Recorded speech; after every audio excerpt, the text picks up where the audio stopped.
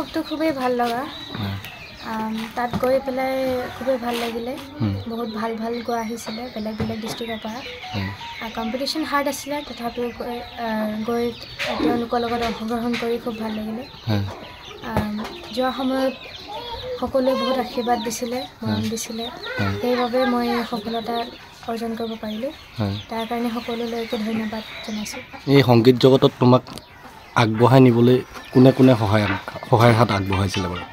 মা দেউতা আৰু মোৰ সংগীতৰ টিচাৰ তেখেতৰ নামটো কি শ্ৰী ৰাজীৱ ভট্টাচাৰ্য তুমি আৰু সুমিতা মেম তুমি কোনটো জ্যোতি সংগীতত গীত পৰিৱেশন কৰি পেলাই এই স্থান পাবলৈ সক্ষম হৈছা আমাক দুফাকিমান সেই গীতটো গুণগুণাই দিব পাৰিবা নেকি মই বোৱা গীতটি গাইছিলোঁ দুটা লাইন গাই শুনাব পাৰিবানে আমাক ঠিক আছে বোৱা বোৱা বোৱা বোৱা দক্ষিণ মলয়া ততিনী বোৱা বোৱা বোৱা সমীৰণে আহি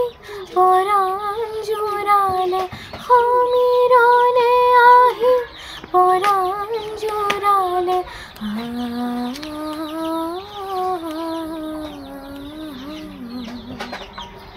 আৰু কি বিভাগত তুমি গীত পৰিৱেশন কৰিছিলা কিবা জনাবা নেকি ভূপেন্দ্ৰ সংগীতত দিছিলোঁ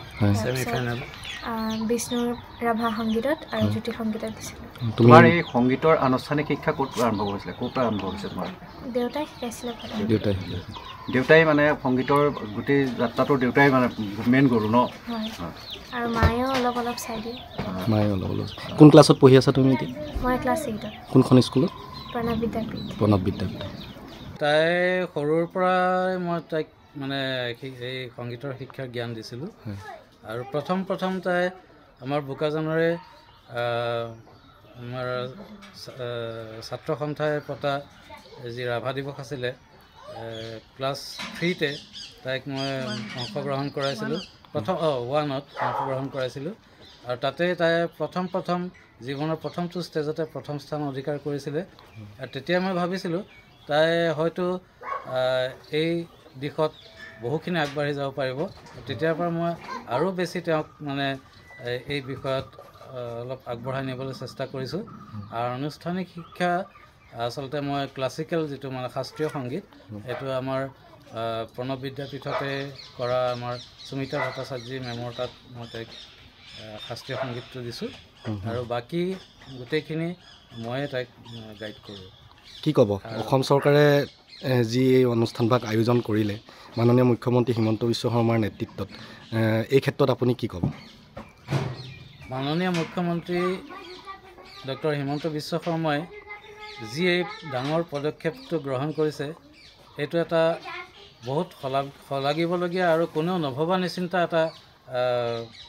সুন্দৰ পদক্ষেপ গ্ৰহণ কৰিছে যিটো পদক্ষেপে নেকি অসমৰ গাঁৱে ভূঞে লুকাই থকা বিভিন্ন কলা সংস্কৃতিসমূহ সুপ্ত প্ৰতিভাসমূহ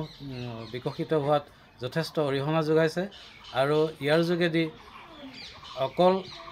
এই প্ৰতিভা থকা লোকসকলেই নহয় সমগ্ৰ অসমৰ ৰাইজে এই প্ৰতিভাসমূহ যে আমাৰ অসমত আছে তাক তেওঁলোকে মানে অৱগত হৈছে আৰু অদূৰ ভৱিষ্যতে হয়তো ইয়াৰ যোগেদি আমাৰ অসমৰ কলা কৃষ্টি সংস্কৃতি সুদূৰ ভাৰতবৰ্ষত বিয়পি পৰাৰ সম্ভাৱনা বহুগুণেই আছে